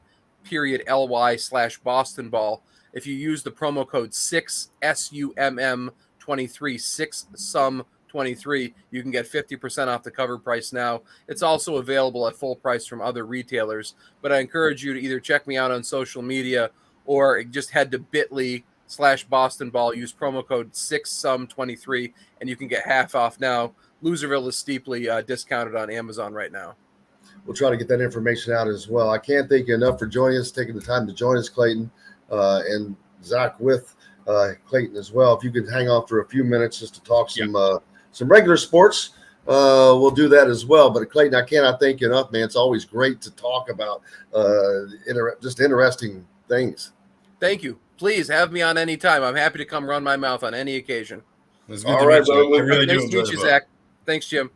We will do that. Absolutely. We got more coming up here on Indiana Sports Beat Radio. Zach Osterman's with us. We'll back with that right after this break. We'll be right back to the Golf Club at Eagle Point Studios for more Indiana Sports Beat Radio with Jim Coyle, presented by Endeavor Hospitality Group and Andy Moore Honda of Bloomington. I won't keep you long, Zachary. I just I'll maybe talk about Chris Ledlam hitting the transfer portal again, which is a little surprising. Yeah, I have no idea what happened there. I mean, I haven't heard anything to suggest Indiana's going to be involved, and I don't really know why or how they would be at this point. But that's a new wrinkle to the portal. Guys going in and going out and going back in again. So I know from not what you're hearing, but just from the thinking process, is it just because you think it's too late to add that? Well, I don't know that they need him anymore.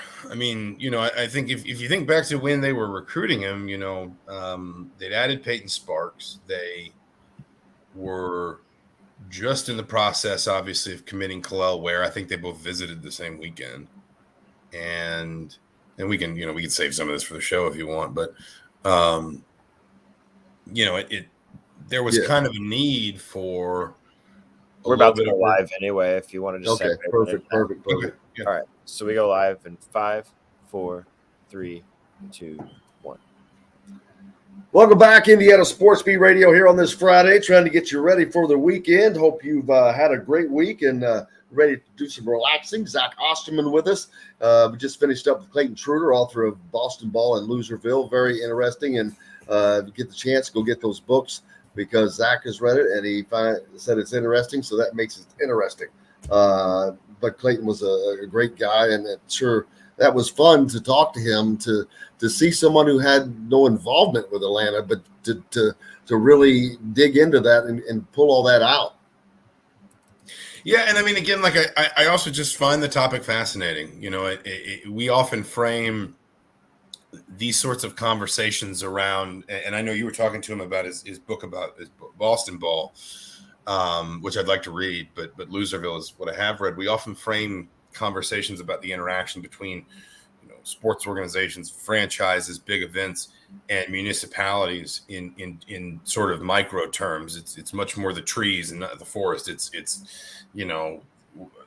tax exemptions and bond issues will lead to increases in government funding for this or whatever. And like when the Braves moved their stadium up to Cobb County, for example, it was all, well, we're going to let them buy all this land tax free because the sales tax that will come from all these restaurants and bars and the stadium and the hotels, all that stuff will make us that money back.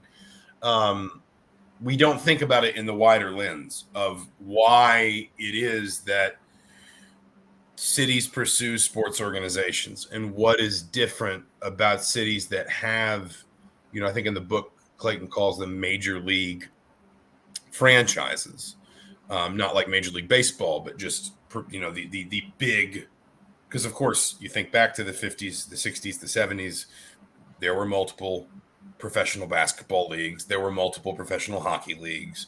At different times, there were multiple professional football leagues. But the major ones, sort of the ones that were biggest and most popular and have lasted, why it is that those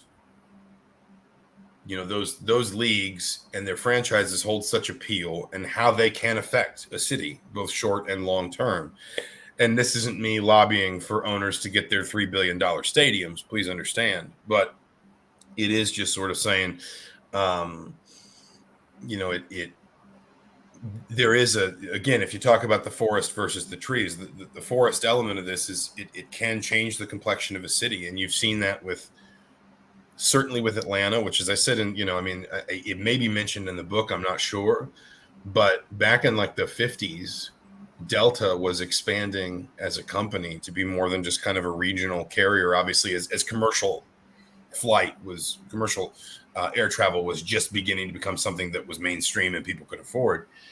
And Delta basically was trying to decide between locating its main hub in Atlanta or Birmingham.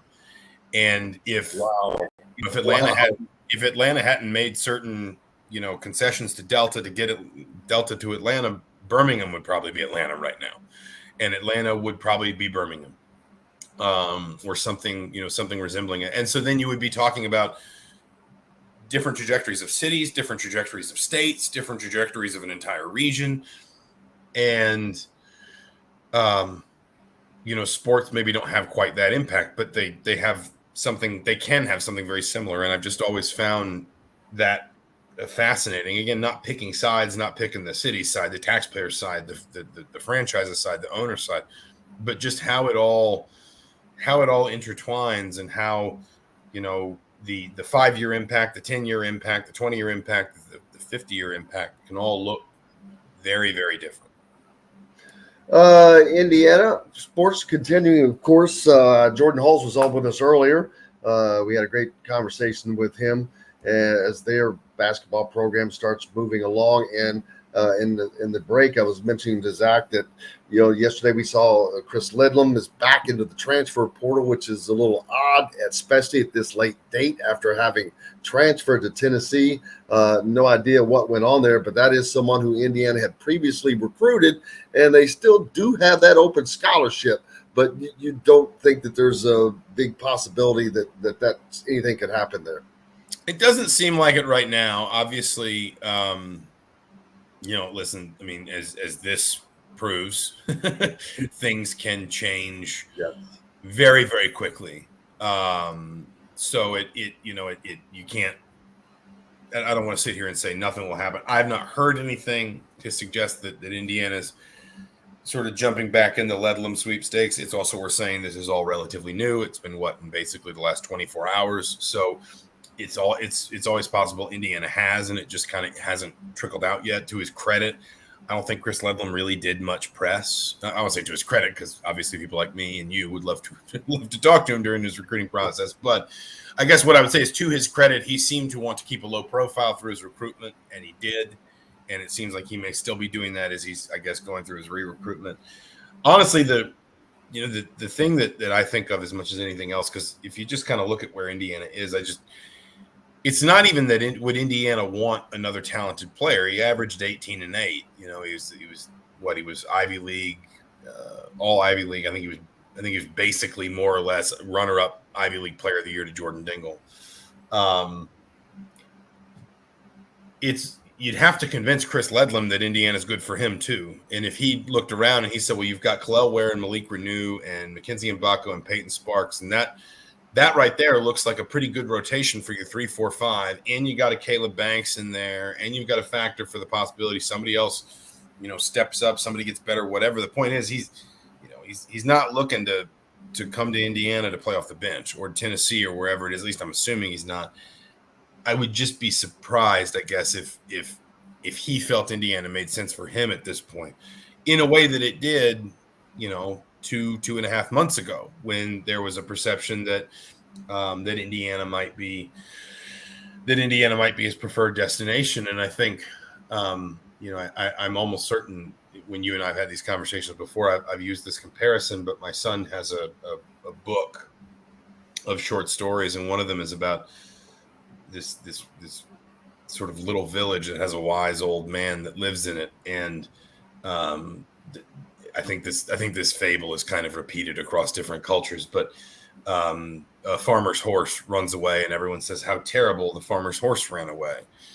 And the old man says, we'll see. And 2 days later, the horse comes back and he's brought 2 wild horses with him. And everyone says, how wonderful. The farmer now has 3 horses. And the old man says, we'll see. And then one day the farmer's son is riding one of the horses and it throws him off and he breaks his legs. And everyone says, that's terrible. The little boy broke his legs. And the old man says, we'll see. And then a war breaks out and the army comes through and conscripts all the young men of the village, but doesn't take the little boy because he's got 2 broken legs. And everyone says, how wonderful. The little boy doesn't have to go off and fight in the war. And the old man says, we'll see. Recruiting is very much one of these things. It doesn't have an end point. And when Indiana didn't get Chris Ledlam, and I'm old enough to remember when, everybody thought Caden Shedrick was Indiana's primary target at center, and they wound up with Khalil Ware. But when Indiana didn't get Chris Ledlam, there was this feeling like, boy, Indiana put way too many eggs in that basket, it blew up on them. Now they don't have a plan. There's no obvious way forward. What is Mike Woodson going to do? And then Indiana, I think it's probably fair to assume Indiana doesn't get Mackenzie Mbako if it's got Chris Ledlam, because you're probably selling a player like Mackenzie Mbako on a very similar role, 3-4 hybrid, outside in, going to get you a lot of shots, going to need you. I mean, maybe I'm wrong. Maybe if Mike Woodson were here, he'd be like, no, I think they're 2 completely different kinds of players. You're an idiot. It'd hardly be the first time I was an idiot. But my point is, there's every chance Mackenzie Mbako's not a Hoosier if Chris Ledlam is. And now Chris Ledlam's back in the portal, and if Indiana's not pursuing him, one of the reasons might be because there's no room for him. And that doesn't mean that one is better than the other. That's not to suggest that I can sit here and I know right now that Mackenzie Mbako is going to be a better player for Indiana next season than Chris Ledlam will be for wherever he winds up. I think all the St. John's rumors have started again because he was obviously involved with St. John's and Rick Pitino before then, and he's from New York, if I'm not mistaken. But it is more just kind of a reminder that there's always another shoe to drop in recruiting. And, missing somewhere does not automatically mean you're done or you've missed everywhere. And for Indiana, there's every chance that missing on Chris Ledlam helped them land Mackenzie Mbako in the end. We had the opportunity to talk to Trey Galloway yesterday, one of the senior leaders on this team. He's somebody who has just grown as a freshman all the way up to now. Is this team, even though they have an open scholarship, is this team actually deeper than last year's team, who was more star-oriented with Trace Jackson-Davis and Jalen Hood-Schifino? It just seems like, I said it, I think it was yesterday, that I don't know that there's going to be a guy this year. And I don't mean that as a bad thing, but because there's just a lot more balance. I don't know who's going to do what, because I haven't seen Mbako play with this team. Haven't seen Khalil Ware play with this team. Haven't seen Malik Renew play with this team. But it's like, wow, we thought they were deep last year, but they really seem to be deep this year with Gabe Cupps coming in, Caleb Banks. You've got CJ Gunn returning and all this. It just seems like they have a great depth of talent. Yeah, I mean, I'll say 2 things, and I feel like I'm always going to wind up being sort of the boring voice of reason or skepticism. You need that, because I'm the opposite. Well, I do that when people say, "Oh, the sky is falling. Chris Ledlam's not coming to Indiana," and I say, "We'll see." And now you're saying, "Oh, I think this team could be deeper than last year's team," and I'm saying, "We'll see." Right. Number one, I would say teams don't generally get better for losing their two leading scorers. And especially when their 2 leading scorers are, basically like, I mean, the heartbeat of last year's team was the Trace Jackson-Davis, Jalen Hood-Schifino kind of axis that they built. And when you look at the percentage of minutes they played, the percentage of shots they took, Indiana's efficiency numbers and how they spoke out from those 2 guys, teams don't usually get better from that. Now, I think what's different in the modern sort of structure is the portal and the idea that you can go get a Khalil Ware and a Peyton Sparks, and you compare that to winning a big recruiting battle in the spring with a McKenzie and Mbako, and suddenly you've given yourself the tools to be something else, to just be something different. And I think Indiana, I've said this many times, I don't just think Indiana is going to have different guys taking the shots this year. I think Indiana is going to play demonstrably different basketball, particularly at the offensive end of the floor. I don't think they're going to reinvent the wheel, but I don't think they're going to do what they've been doing the last 2 years. And I think Mike Woodson has been about as open about that as he can be, or he would be willing to be, without sitting there at a whiteboard and drawing up, we're doing this and all that, and giving away state secrets in the summer. Mm-hmm. But what I would say about depth in particular is, this is always the time of year where it feels like maybe it's there, because workouts, nobody ever has a bad summer workout. Obviously they do behind the scenes, but when you hear the little whispers that leak out, oh, this guy's shooting a lot better, this guy's healthy again, this guy's, this guy is he's taking a real step forward, that this freshman is better than we expected him to be, all those kinds of things. I do think what's worth saying is, it's, Indiana, I mean, if you look at their numbers, I mean, even if you go to the North Carolina game last year, they had 4 guys play double-digit minutes off the bench. If you look at the Arizona game, they basically had a 3-man bench. Jordan Geronimo played 8 minutes in that game, but of course Jalen Hood-Schifino was injured.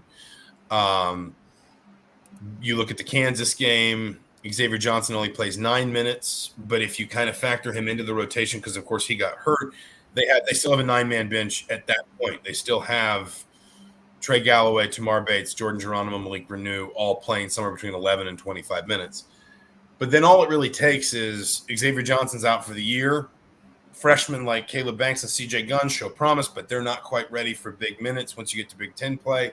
All it really takes is basically one injury and one player who just kind of loses, his position in Jordan Geronimo, and Indiana's down to a 7-man rotation. And I feel like this happens a lot in college basketball, which is we start a season, and this isn't just specific to Indiana. We start a season and we say, this team could be really deep. This team could be, really impressive in not just how good it is, but how deep it is. And then as time goes on, like I said, somebody gets hurt, somebody maybe loses their confidence a little bit or whatever. And just over time, steadily, it all gets kind of winnowed down.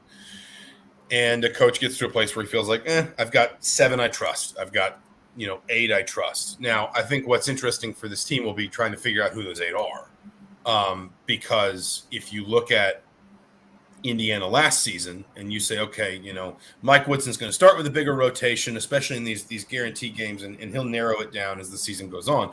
Well, we could have sat there and said, okay, given fair health and following C's, Trace Jackson Davis, Jalen Hood-Schifino, Xavier Johnson, Race Thompson, and Trey Galloway and Miller Kopp will all be guys in that 7 or 8-man rotation. So who will be the other 2? This year, I think we can confidently say Xavier Johnson will be in that. We can confidently say Trey Galloway will be in that. And then from there, we got to find out. Khalil Ware was a top 10 player who still clearly got a lot of potential and a lot of gifts and skills, but he wound up playing off the bench by the end of last season at Oregon. McKenzie Mbako is a 5-star freshman, but he is still a freshman. Let's see what he can do. Malik Renew has a lot of tools and a lot of upside, but number one, more than anything else, he's got to cut down on fouls. And then number 2, he's got to find his way in an offense that is going to be built to get more out of him differently than last season, when basically it was just kind of like, hey, Malik, go in there and play the Trace Jackson Davis role for some long stretches. And if you see the occasional jumper, go ahead and take it. But you're going to be putting him in very different positions, I think, at times this year. We don't know what the freshmen are going to do. It's trying to, you're still trying to figure out kind of what you have maybe in a player like Peyton Sparks, who's coming up from a lower level where he was very productive, but now is going to have to figure out how to translate some of that at a Big Ten level.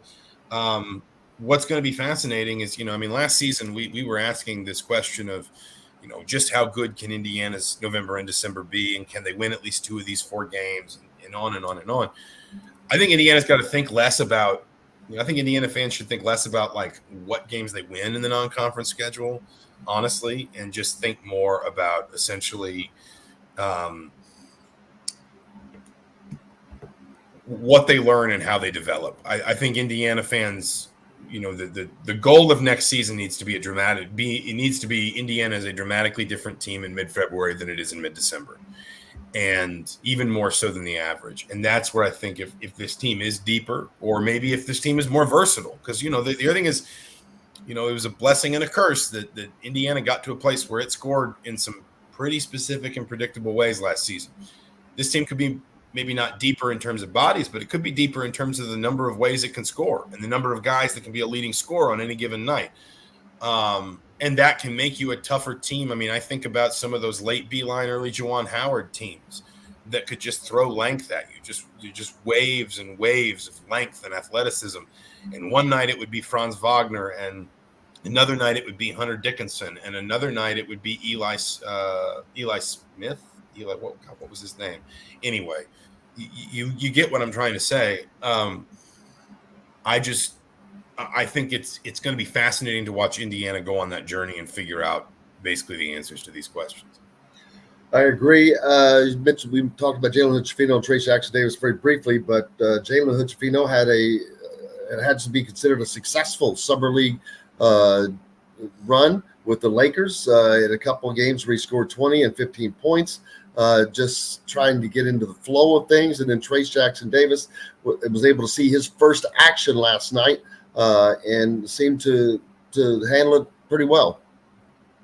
Yeah, and again, I think you said, I think we talked about this a little bit last week. The summer league always felt more important to me for Hood-Schifino than Jackson-Davis. And of course, if you're Golden State, you're not going to play a guy who's already on your roster, who probably to some extent Steve Kerr's already penciling into his rotation if he's injured. But there's also, if you're Trace Jackson-Davis, or if you're Golden State looking at Trace Jackson-Davis, you have a pretty good idea of what you need from him early on here. You need size, you need length, you need rebounding, you need rim protection. Can he build up a rapport with the guys that he's going to be passing the ball to the most, which, guys who aren't going to be playing in summer league. You're not going to see Steph Curry, Klay Thompson, Andrew Wiggins in summer league. Those are the guys that Trace Jackson-Davis needs to find that chemistry with. It's not that it's not important for him to get out there and start getting acclimated to an NBA level of coaching, adjustment, speed of the game, all those different kinds of things. But because of where the Lakers are, and I haven't followed their offseason super closely, other than I know that D'Angelo Russell's a free agent that they hope to bring back. They extended qualifying offers to Rui Hachimura and Austin Reeves. But the Lakers have a ton of roster holes, and you could wind up in a situation where Jalen Hood-Schifino is asked to do any number of different things for that team over the first, let's say, 50 games of next season. Lead ball handler, backup ball handler, get off the ball and hunt some threes, use your length to try and be a game changer from the bench with defending and rebounding, whatever it might be. The summer league and just sort of immersing Jalen Hood-Schifino with obviously a really versatile skill set in kind of an NBA environment as quickly as possible always felt more important to me than Trace Jackson-Davis, where he's going to be walking into a much more staid rotation. Obviously a franchise that is a little bit more stable right now in terms of who the stars are, who the coach is, what the system is, and so forth. And there's probably, at least early on, going to be a lot more, I don't want to say structure, but, Golden State can probably paint a clearer picture. Steve Kerr probably in his own mind right now can paint a clearer picture of what he needs, what he wants, and what he needs Trace Jackson-Davis to be for Golden State next season than maybe what Darvin Ham looks at Jalen Hood-Schifino and he says, I might wind up asking him to be 3 different things across the course of next season. And so Summer League always just felt more important for Hood-Schifino. And you're right. I think he did have a good one. I think there were a lot of positives there. And it's going to be I'm fascinated to see like what the Lakers do with Hood-Schifino early on. And that's going to be informed, of course, by how else they build out their roster. But I'm just fascinated to see where he goes and where they go with him. What's up next for you, man? Just trying to rest and recover a little bit. You and I both know that a couple weeks from now is Big Ten Media Day, and once that starts, the carousel doesn't stop spinning for quite a while. The race is on. Trying to, as Vin Scully said in the movie For Love of the Game, push the sun back up in the sky and give us one more day of summer. So. That's awesome. Zach, I cannot thank you enough. Thank you so much for the extra time today sitting in with Clayton, Trutor. That was a joy, and I just love having those conversations. It was fun. Love learning about other things, other places, the growth of things, and Atlanta is just such a huge, important part of the country and the sports landscape, the country's landscape. But they started somewhere, and it's great to learn that, and the people that come from there. But so thank you for all your input as always. Absolutely. Thanks for having me, Jim. You bet. Zach Osterman for the Indy Star. We're back with more right after this. We'll be right back to the Golf Club at Eagle Point Studios for more Indiana Sports Beat Radio with Jim Coyle, presented by Endeavor Hospitality Group and Andy Moore Honda of Bloomington. I've got some Trace Jackson Davis stuff that I'll play from last night. When I was watching the game, there was a couple of interviews. We might get dinged on YouTube for it, but do we have them on? Oh, you said you'll play them. I'm just going to play it off the phone. Okay. It'll be more about the audio than the video. Cool. Yeah, he had a good showing last night, huh? Yeah, it wasn't bad. Get first game out.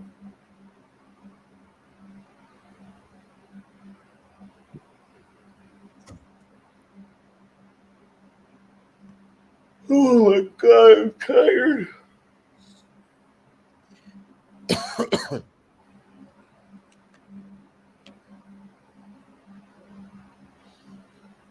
right, we'll go live here in 5.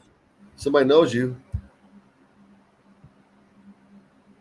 Hey, he knows you too. That was that's my cousin from Vegas. Oh. Yeah. But all right, we go live in 5, 4, 3, 2, 1. Welcome back, Indiana Sports Beat Radio here on this Friday. I hope you've had a great week, and we've got you set up for the weekend. It's been a blast today. Started off with Jordan Halls and Zach Osterman and Clayton Trutor joined us. Clayton, author of books Loserville and Boston Ball, both very interesting books. So if you're a sports fan, period, they're just great reads to learn about different historical paths. The Boston Ball, the cradle of coaches up there, that book's about. Loserville, about Atlanta, its pursuit of professional sports starting in the beginning and how it's built itself up. Mentioned Trace Jackson Davis saw his first action last night as a professional in the NBA for the Golden State Warriors, and he seemed to have a decent run. This is Larry Harris talking about him, and we get this set up.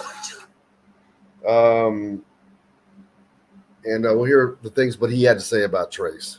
About the way they play the game and how it fits into your organization. Yeah, I think you mentioned it first. I think just their basketball IQ first and foremost. I think though Trace obviously has a few more accolades, a lot more of a checklist than things that he did in college. I think his ability, let's talk about him first, just his size, mobility.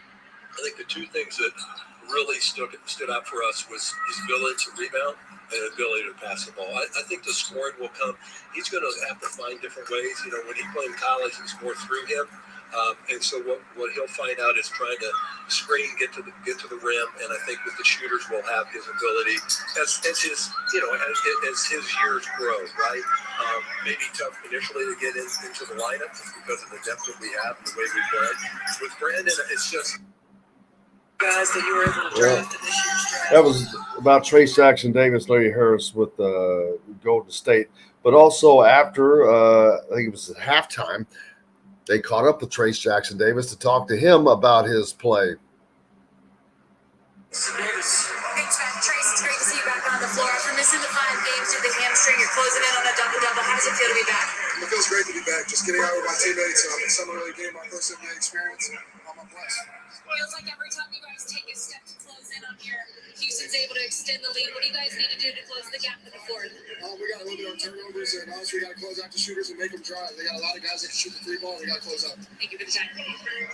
Trace Jackson Davis, after his first foray into the NBA, not a bad run. So both Hoosiers getting off to a slow start for Trace, but decent starts, as both will be on. Trace is already guaranteed with a 4-year deal, 2 of it guaranteed with Golden State. And, of course, Jalen Hutchifino will be on the Lakers roster. And then we've got to turn to football. I mentioned earlier, Big Ten football media days coming up the 25th and 26th of this month. So just a week after Never Lose Hoop, which is next Thursday, the 20th. Don't forget, just go to events.golfstatus.com and search Never Lose Hoop to make sure you get signed up. You know, Scott Laskowski says he's looking forward to playing in it, to see if he can get his dad, John, to play with us. Man, he's a ringer. He would be our A player. RC's got the link up there. If you're watching on YouTube, you can pull that up. And also on social media, I've got it out. Just follow me on YouTube or on Twitter at Jim Coyle ISB. And the flyer, we've got the flyer up with the link and all that. It's perfect. You just go straight to the website. And it's a permanent website. It has all the information. If you want to participate, you play, put in a team. You can do all that right there. Sponsorship, you can become a whole sponsor very easily at $100. Last year we had a number of you guys, Forrest and Chronic Hoosier, Pete, that were whole sponsors, and we were greatly appreciative of you for that. And hopefully we do it again. I have to reach out to Tom Crean. He did that last year, and I'll see if he can do that again as well. I'll send that to him. But it's been fun today. And RC, thank you for filling in for JTP. You've done an admirable job. Keep it between the white lines, and we always appreciate that, because I need to be kept. I need to be kept in between the lines. I don't color in the lines very well. We always try to have fun. Thanks for all the great comments and everybody following along on. Whether you're listening on radio down in Evansville on 97.7 ESPN, the Ref up in the region, and in Chicago on WJLB, 1230 AM, 104.7. Of course, the Fan over in Fort Wayne. We are appreciative of those guys over there, 1380 the Fan, and down to 89.9 Marengo in Marengo, WBRO. So, but of course, across the landscape of whether you're listening on YouTube, like I said, or via podcast. For all those that are outside the state of Indiana, you can't find it on radio. But if you're in Indiana and you're in a town that has a sports station or a station that plays sports, let them know you'd love to hear Indiana Sports Beat Radio on. We'd love to continue to expand our reach and try to get out to as many people as we can. But, man, what a way to end the week. It was great with Jordan and Zach Osterman and Clayton Trutor. And getting to hear from Trey Galloway as well, in addition to Trace Jackson Davis. So a full compliment menu here today. Man, speaking of that makes me hungry. What am I going to have for lunch? It's a Friday lunch. I know what I'd love to have. I'd love to have a big old bowl of lobster bisque. That would be excellent. Forrest, thank you a lot for being on, brother. Wishing everyone a happy and safe, great weekend. I think Forrest was just up in Bloomington not too long ago. But, and again, don't forget, Never Lose Hoop outing coming up next Thursday, July 20th. Participate if you can. If you can't, we'd love to have you as a whole sponsor, $100. This is complete. Everything goes to the foundation for benefiting area kids with cancer and their families. You heard Jordan talk about it, how this thing got started with his dad, JC, being diagnosed with cancer years back, and how it affected his family, how it affected him and his brothers and his sister and his mom, and beyond that. But that's what this is about. And when you come to the dinner and you hear these people speak that the foundation benefits, and how grateful they are and what this does to them, because it's different. This is not buying medicine, or this is helping the families do things that they're not getting to do because they're dealing with cancer.